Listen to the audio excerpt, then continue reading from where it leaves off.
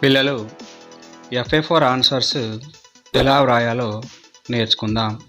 చూడండి,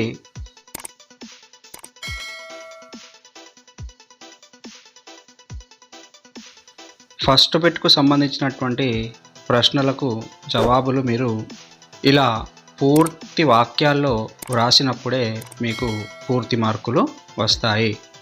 తప్పకుండా వాక్యాల్లోనే జవాబులు వ్రాయాలి.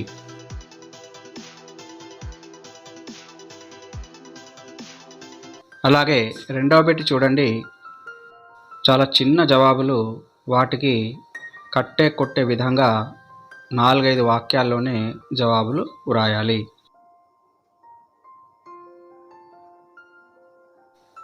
అలాగే లాంగ్ క్వశ్చన్స్, ఈ బిహారీ కే దోహోं का भाव అనేది ఒక 8-10 వాక్యాల్లో జవాబు వ్రాయాలి.